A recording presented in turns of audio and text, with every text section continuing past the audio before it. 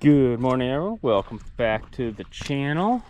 So in one of my previous ones, the New Year's farm quick walkthrough that I did, you all saw that this was just a nice deep open pothole basically in my driveway.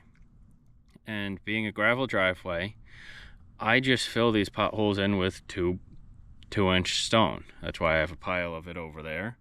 I have more out back because I want to use that pile up, clean this all up when I redo the fence here this spring. But come springtime or these midwinter thaws like we're having, which it's insane, it's 50 degrees during this middle of January right now. But what I do is, all I do is I fill it to the top of the water line with stone, and for the rest of the spring, I will let the water seep the fines in and settle down in. And just drive this. Yes, I do end up with quite a bit of stone on the side of the driveway when I plow, but I don't worry too much about that because I pull all that back in come springtime with the power broom. And then I clean that all up each year. But this gives me a good hard foundation, and then once I've filled in all the potholes, I'll get a small load of gravel and just cover over this to help smooth it all out, especially where I walk a lot. But a lot of times where there's just a lot of turning and tire rutting, like in the intersection up here, you'll notice I don't bother to fill that in with gravel at all, just because there's always tires there. Same goes for the intersections of my driveways and the road. I typically just stone it. The town occasionally will come by and add that millings at the end to smooth the transition out into the driveway, especially after they redo the road each year, or if they redo the edges of the road, which sometimes they do, sometimes they don't.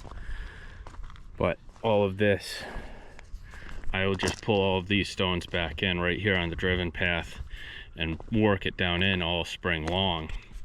And you'll see, like over here, where the water is just barely level with that.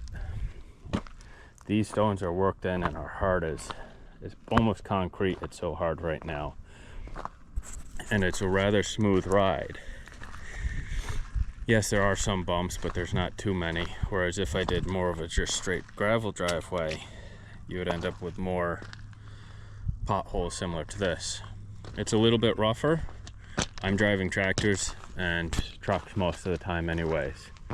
It might not look as neat, but I'm more going for ease of use and functionality at this point, and then I'll add the looks in later, and I don't mind the rustic look either. Obviously I got a lot of lawn maintenance to do this spring too, but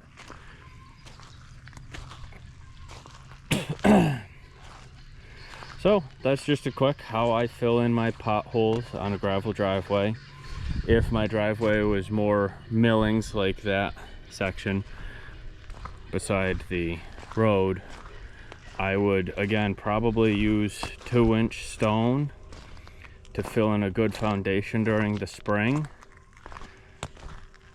See right here, this black stuff is millings, and it's basically just milled blacktop that hasn't been reused.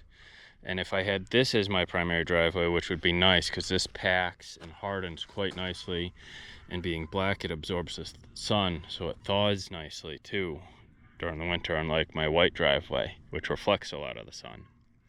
If I had this, I would also fill in my potholes with 2-inch stone, but then I would order this middle of summer when it's nice and hot, get a load of this, and coat over all of that and tamp it down in, and that would harden quite nicely. You can almost make blacktop with it.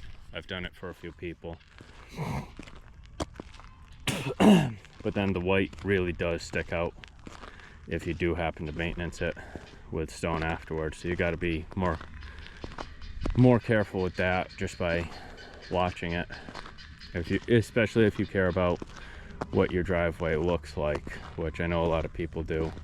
Everybody knows my driveway and lawn are a little bit rough, but I'm fine with that. Anyways, you can see how well it's filled in up here. I've got a few ruts right here, but I can pull that all in And it's, again, I'm more going for stability. I don't want to lose a truck on my driveway, which I have before because it was so soft. All right, I hope everyone's staying safe. If you have questions, comments, concerns, don't forget to ask. If you have any cool ideas, don't forget to drop those in the comment section below, and we'll talk to you next time.